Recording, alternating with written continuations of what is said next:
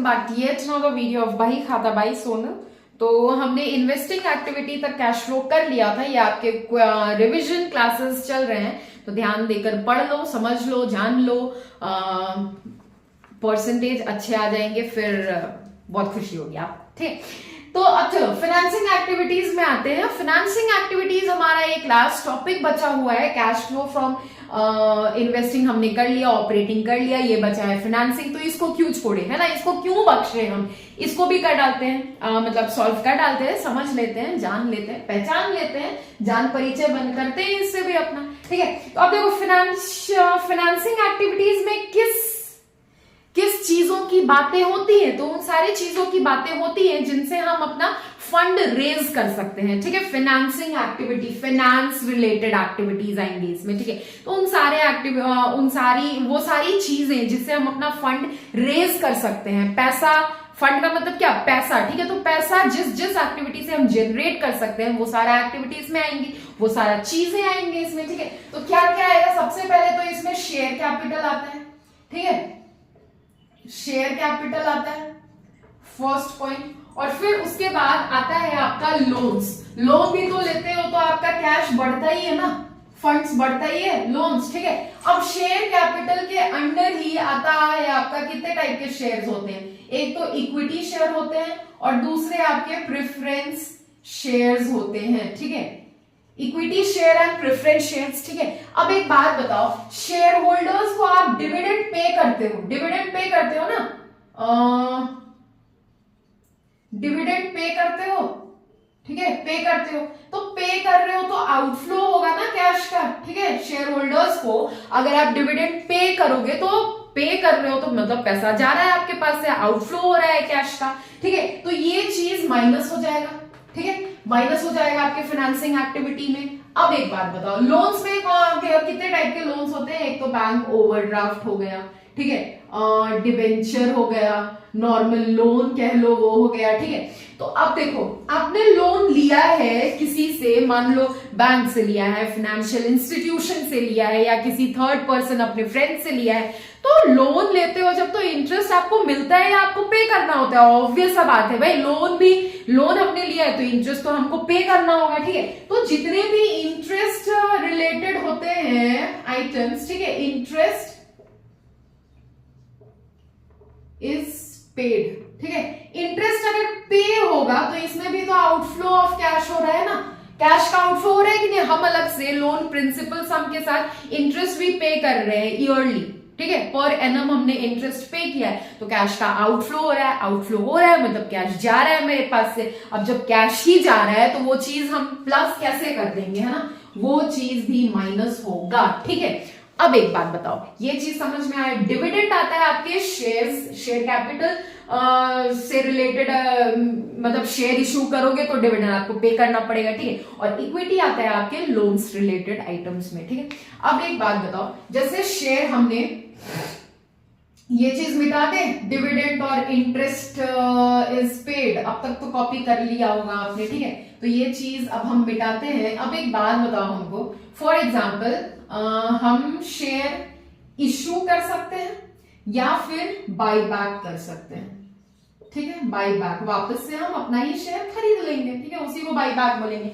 अब देखो शेयर हम इशू कर रहे हैं, शेयर, तो इसका मतलब क्या हुआ, अगर हमने शेयर इशू किया तो बहुत सारे पब्लिक हमसे वो शेयर्स खरीदेंगे और शेयर के बदले हमको क्या देंगे, पैसा देंगे। ठीक है, तो इशू कर रहे हैं तो इसमें तो कैश का इनफ्लो होगा ना, इनफ्लो होगा, तो ये चीज हम प्लस करेंगे। ठीक है, अब बाई बैक कर रहे हैं, अपना ही शेयर्स हम वापस से खरीद लेते हैं। ठीक है, तो शेयर खरीदेंगे तो फ्री में थोड़ी ना हमको शेयर, मेरा ही शेयर है तो फ्री में हमको तो मिलेगा नहीं। ठीक है, क्योंकि बाई बैक कर रहे हैं तो इसमें तो मेरा पैसा खर्च होगा ही। अब जब पैसा खर्च हो रहा है तो मतलब आउटफ्लो होगा, कैश का आउटफ्लो होगा। ठीक है, तो ये चीज माइनस हो जाएगा। ठीक है, वैसे ही लोन्स में देखो, लोन्स इसमें देखो, लोन्स भी अगर इशू करोगे आप, ठीक है, मतलब लोन इशू करने का क्या मतलब होता है, लोन आपको कहीं से मिला, कहीं से लोन आपको चाहिए था, मिला, बैंक से मिला, फाइनेंशियल इंस्टीट्यूशन से मिला, थर्ड पार्टी से मिला, मतलब कहीं से तो लोन मिला, मतलब पैसा मिला, तो फंड तो आपका बढ़ा ना, कैश का इनफ्लो हो रहा है यहाँ पे,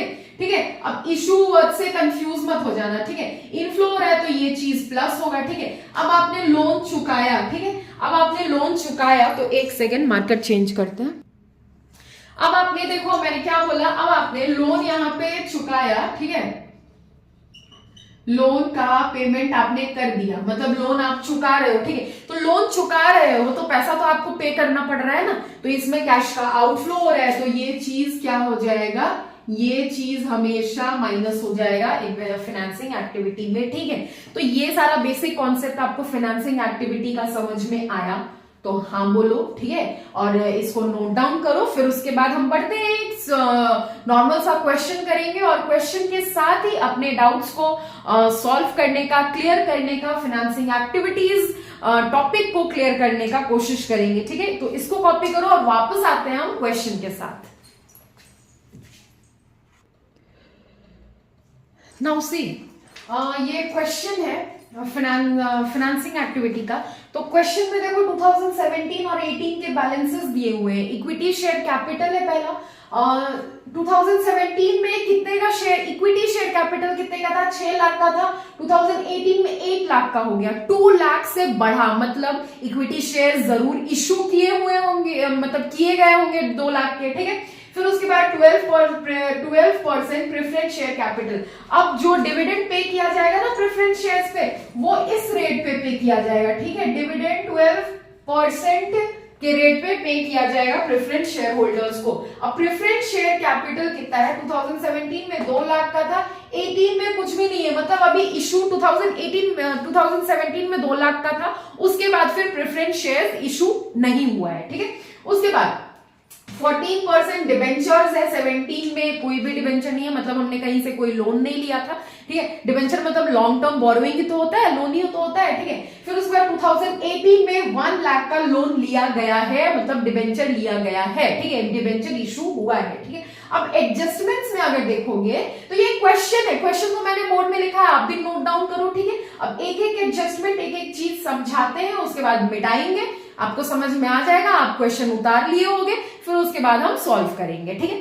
तो देखो क्वेश्चन बिना लिखे ना ऐसे सॉल्व एक्सप्लेन करने में बहुत ज्यादा दिक्कत होता है, इसलिए हमने सोचा कि बोर्ड पे ही लिख डालते हैं क्वेश्चन को, 2-4 मिनट ही तो लगेगा मेरा, है ना।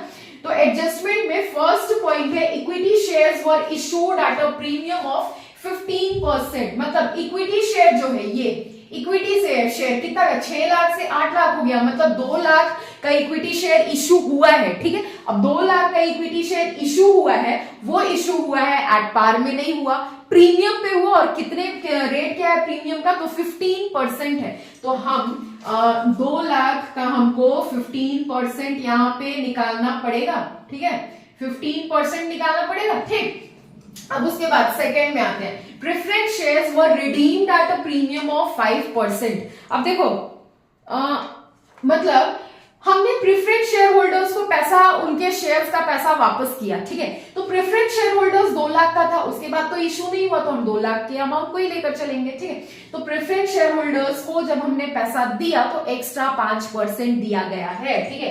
ये 5% कितना कौन सा अमाउंट हो गया, एक्स्ट्रा 5% दिया गया, मतलब 2 लाख तो हमने दिया ही, ठीक है। अब इसका और एक्स्ट्रा 5% भी हमने दिया है प्रेफरेंस शेयर होल्डर्स को, ठीक है।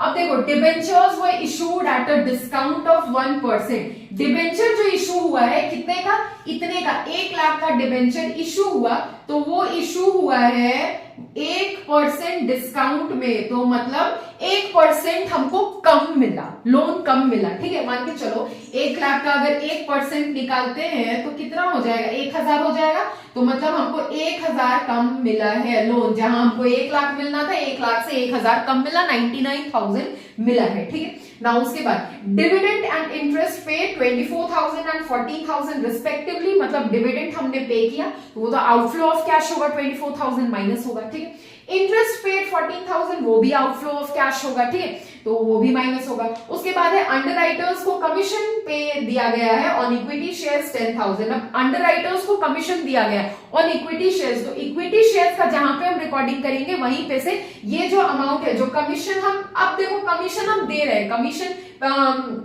अंडरराइटर्स कमीशन लिखा है, मतलब कमीशन हम पे कर रहे हैं अंडरराइटर को, ठीक है। तो ये भी तो आउटफ्लो ऑफ कैश है, ये भी तो हमको माइनस करना पड़ेगा, तो ये भी माइनस होगा ये चीज। अब देखो proposed dividend on equity shares for the year ended. अब एक बात बताओ, ये जो हम अकाउंट बना रहे हैं ना, इधर तो नहीं दिखेगा, ये जो हम अकाउंट बना रहे हैं ये 2017 और 18 का अकाउंट बना रहे हैं, 17 और 18 का बैलेंस दिया हुआ है, तो 2017 और 18 का अकाउंट बना रहे हैं, ठीक है। तो अब प्रोपोज डिविडेंड देखो 2017 में कंपनी ने प्रपोज किया कि 90,000 का डिविडेंड दिया जाएगा, तो ये कब दिया जाएगा, 2017 में तो प्रपोज किया है, मतलब अगले साल 2018 में ये 90,000 मिलेगा, ठीक है। उसके बाद ये मिलेगा 2018 में, उसके बाद 2018 में प्रपोज किया है कंपनी ने कि 1,20,000 हम पे करेंगे, 2018 में प्रपोज किया है, तो वो नेक्स्ट फाइनेंशियल ईयर मतलब 2019 में पे किया जाएगा। अब 19 वाला तो हमारे अकाउंटिंग पीरियड में आ नहीं रहा है, फिट हो रहा है क्या, 17-18 का बना रहे हैं, तो हम 19 वाला एक्सपेंसेस या इनकम्स हम कैसे रिकॉर्ड कर सकते हैं, ठीक है। तो इसीलिए यहां कौन सा डिविडेंड जाएगा, ये वाला केवल जाएगा 2017 वाला 90,000, क्योंकि 17 में प्रपोज कर रहा है तो पे करेगा 2018 में, और 2017-18 का हम अकाउंट बना ही रहे हैं, तो इसमें मेरा आ जाएगा वो भी डिविडेंड, ठीक है। तो ये था पूरे क्वेश्चन का एक्सप्लेनेशन। समझ में आया हो तो ठीक है, नहीं समझ में आया हो तो कमेंट करके बता देना कौन सा किस पॉइंट पे, मतलब कौन सा एडजस्टमेंट या क्या आपको नहीं समझ में आया, हम बता देंगे, ठीक है। I am available 24/7। अब इसको मिटाते हैं, उसके बाद सॉल्व करते हैं इसका क्वेश्चन, ठीक है। क्वेश्चन आपने नोट कर लिया होगा, हम मिटाते हैं, मेरे पास क्वेश्चन लिखा हुआ है, तो फिर उसके बाद सॉल्व करते हैं। अब उसके बाद चलो फिर क्वेश्चन को सॉल्व करते हैं। आई होप क्वेश्चन आपने नोट डाउन किया होगा, ठीक है। तो एक एक एडजस्टमेंट पढ़ते हैं और क्वेश्चन सॉल्व करते हैं। फॉर्मेट कुछ इस तरह का होगा, particular amount cash flow from financing activity, financing, हाँ वही तो कर रहे हैं हम, ठीक है। क्या यार हम भी कंफ्यूज हो जाते हैं, यही होता है दिमाग जब 2-4 जगह लगा होता है। तो अब चलो एडजस्टमेंट में पहले लिखा है equity shares were issued at a premium of 15%, ठीक है। 15% के प्रीमियम में हमने इक्विटी शेयर इशू किया था, तो हम इशू ऑफ शेयर्स लिखे। सबसे पहले तो होगा इशू ऑफ शेयर्स, ठीक है। अब कितना का शेयर इशू हुआ था, तो 2 लाख का शेयर इशू हुआ था, और 15% में हमने इशू किया है, तो 2 लाख का अगर 15% आप निकालोगे तो देखते हैं कितना आता है, 2 लाख इंटू 15, 30,000, ठीक है। तो 13,000 प्रीमियम पे हमने इशू किया, तो 30,000 हम ऐड कर देंगे, ठीक है। अभी ये अमाउंट हम इधर नहीं लिख रहे हैं, क्योंकि क्या पता है एडजस्टमेंट में आगे क्या दिया हो, और भी कुछ कोई भी अमाउंट वहां पे माइनस प्लस हो सकता है, ठीक है। उसके बाद नेक्स्ट एडजस्टमेंट में देखो preference shares were redeemed at a premium of 5%। अब प्रेफरेंस शेयर्स को हमने रिडीम किया था 5% प्रीमियम पे, ठीक है। तो रिडेम्पशन ऑफ शेयर्स, अब रिडेम्पशन ऑफ शेयर्स का मतलब क्या होता है, शेयर का पैसा आप वापस कर रहे हो, तो ये भी तो आउटफ्लो ऑफ कैश हुआ ना माइनस होगा, ठीक है, नेगेटिव अमाउंट होगा इसका। तो रिडेम्पशन ऑफ प्रेफरेंस शेयर्स कर दिया हमने, रिडेम्पशन ऑफ प्रेफरेंस शेयर्स। अब प्रेफरेंस शेयर था 2 लाख का, ठीक है, और 5% प्रीमियम पे हम रिडीम कर रहे थे ना, तो 2 लाख का 5% कैलकुलेट करें कितना होगा, 2 लाख का 5%, 1 2 1 2 1 2 3 2000 to 5 10,000 होगा, ठीक है। तो इतना हो जाएगा 2000 में से 2000, और तो आगे कुछ नहीं बोला है प्रेफरेंस शेयर से रिलेटेड, तो इसके अमाउंट को हम अमाउंट के कॉलम में लिखते हैं, ठीक है। ये हो जाएगा 2,10,000, और क्योंकि हम क्या कर रहे हैं, वापस कर रहे हैं ना, रिडीम करने का क्या मतलब कि शेयर होल्डर्स को उनके पैसे वापस कर रहे हैं, शेयर्स के पैसे वापस कर रहे हैं, ठीक है। अब वापस कर रहे हैं तो कैश का आउटफ्लो होगा, तो इसीलिए ये अमाउंट हमने नेगेटिव में लिखा है, ठीक है। उसके बाद नेक्स्ट एडजस्टमेंट है, देखो debentures were issued at a discount of 1%, ठीक है। तो डिबेंचर इशू हुआ, इशू ऑफ डिबेंचर, ठीक है। कितना का डिबेंचर था, 1 1 लाख का डिबेंचर था, लेकिन 1% डिस्काउंट पे इशू हुआ और 1% 1 लाख का कितना हुआ 1000, तो 99,000 अमाउंट हमको 99,000 का लोन मिला एज डिबेंचर। ठीक है, उसके बाद फिर बोला है dividend paid, dividend and interest paid 24,000 and 14,000 respectively. ठीक है, तो डिविडेंड पेड, इसमें भी आउटफ्लो ऑफ कैश होता है। आउटफ्लो ऑफ कैश, आउटफ्लो मतलब जा रहा है मेरे पास से, तो ये तो क्या हो जाएगा, नेगेटिव में होगा ना। अगर पैसा आप पे कर रहे हो तो वो नेगेटिव अमाउंट होगा। ठीक है, आउटफ्लो हो रहा है कैश का। फिर उसके बाद इंटरेस्ट भी पे कर रहे हैं हम, इंटरेस्ट पे, बहुत पैसा है, डिविडेंड पे कर रहे हैं, इंटरेस्ट पे कर रहे हैं, है ना, तो इंटरेस्ट पे कर रहे हैं, तो इसमें भी आउटफ्लो ऑफ कैश होगा। कितने का इंटरेस्ट पे किया था हमने, 14,000 का। ठीक है, तो ये अमाउंट भी नेगेटिव में जाएगा। ठीक है, उसके बाद फिर देखो तो क्वेश्चन में इंटरेस्ट के बाद लिखा है underwriting commission on equity shares ₹10,000। अब अंडरराइटर्स को हमने इक्विटी शेयर के अंडरराइटर्स को हमने कमीशन भी पे किया था, तो मैंने क्या बोला था, ये 10,000 इक्विटी शेयर्स का जब हम रिकॉर्डिंग करेंगे तो वहां पे से माइनस हो जाएगा, तो इसीलिए ये अमाउंट को हमने नहीं लिखा था। तो ये 10,000 यहां से माइनस कर दो, एक सेकेंड, ये 10,000 कुछ और ही दिखेगा, फिर 10,000 यहां से माइनस कर दो। अब इक्विटी शेयर्स कुछ भी 2,30,000 में से अगर 10,000 माइनस करोगे तो 2,20,000 जाएगा, है ना, 2,20,000 जाएगा। ठीक, उसके बाद इश्यू ऑफ शेयर हो रहा है ना, तो ये तो पॉजिटिव अमाउंट ही रहेगा। ठीक है, हम रिडीम तो कर नहीं रहे हैं। उसके बाद अंडरराइटिंग कमीशन हो गया। उसके बाद हमारा next adjustment, next last adjustment कहता है प्रोपोज डिविडेंड का दिया हुआ ना, प्रोपोज डिविडेंड, हाँ, propose dividend on equity shares for the year ended 2017। अब 2017 में अगर प्रपोज किया है तो 2018 में पे करेगा वो 90,000। ठीक है, और हम अकाउंट बना रहे 2017-18 का, तो 2018 में पे कर रहा है, तो वो चीज तो यहाँ पे आई आई। ठीक है, तो वो चीज को फिर रिकॉर्ड करते हैं, प्रोपोज्ड डिविडेंड पेड। अब प्रोपोज डिविडेंड पे कर रहे हैं, तो यहां पे भी आउटफ्लो ऑफ कैश होगा, आउटफ्लो ऑफ कैश। ठीक है, तो हमेशा देखना प्रोपोज डिविडेंड प्रीवियस ईयर का ही लेने का। ठीक है, 2017-18 दिया है, हम 2017 वाला लेंगे। ठीक है, तो यहाँ पे 90,000 अब पे कर रहे हैं, तो ये अमाउंट भी नेगेटिव में जाएगा। ठीक है, अब उसके बाद एक और अमाउंट दिया 2018 का दिया हुआ है 1,20,000। तो एक बात बताओ, 2018 में प्रपोज किया, 2019 में पे करेगा 1,20,000, तो क्या 2019 मेरे 17-18 वाले अकाउंट में हम इसका एंट्री करेंगे? नहीं करेंगे, वो तो जब 18-19 का अकाउंट बनाएंगे तब पे रिकॉर्ड करेंगे उसका। ठीक है, तो वो करंट ईयर का मतलब 2018 का रिकॉर्डिंग यहाँ पे नहीं होगा। ठीक है, तो आई थिंक जितने सारे एडजस्टमेंट दिए हुए थे उतने हमने सारे सबका काम हमने कर ही लिया है ना। तो अब हम इसको बैलेंस करते हैं। ठीक है, बैलेंस करते हैं और देखते हैं कितना आता है। ठीक है, 2 पॉजिटिव अमाउंट है और 4 नेगेटिव अमाउंट है। तो फिर चलो फिर अब देखते हैं भाई क्या माजरा क्या है। नेगेटिव कैश हम यूज कर रहे हैं या कैश फ्लो हो रहा है। 2,20,000 प्लस 99,000, 3,19,000, ये दोनों का ऐड करके आया। ठीक है, 3,19,000 ये पॉजिटिव अमाउंट है।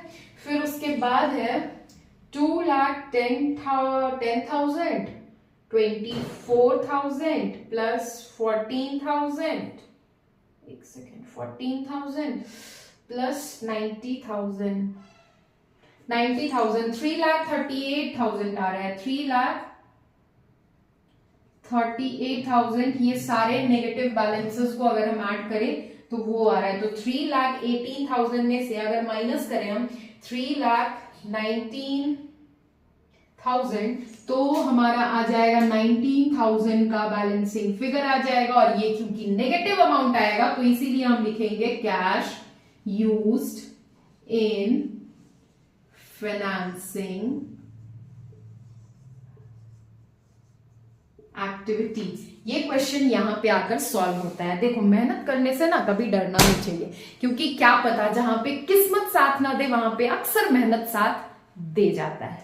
ठीक है, तो वीडियो को आप बहुत ज्यादा लेंथी ना बनाते हुए, आई होप ये सब आपको समझ में आया होगा। नहीं समझ में आया हो तो कमेंट करने के लिए, तो मैंने बोला ये डाउट पूछने के लिए। ठीक है, अब फिर चलो फिर मिलते हैं नेक्स्ट वीडियो में। टिल देन क्लास 12 में अब थोड़े थोड़े पुराने होने लगे हो। अब तो हमारा अकाउंट से ही लास्ट चैप्टर था, लास्ट टॉपिक था, वो भी खत्म हो गया। पुराने तो हो ही चुके हो, लेकिन हम अभी भी फिलहाल यहाँ पे नए हैं, तो साथ मिलकर बढ़ते हैं, पढ़ते हैं, सीखते हैं, समझते हैं और एंजॉय करते हैं। एंड हाँ, do like, share, subscribe and comment and bye, thank you, और मिलते हैं आप बीकॉम में। बाय।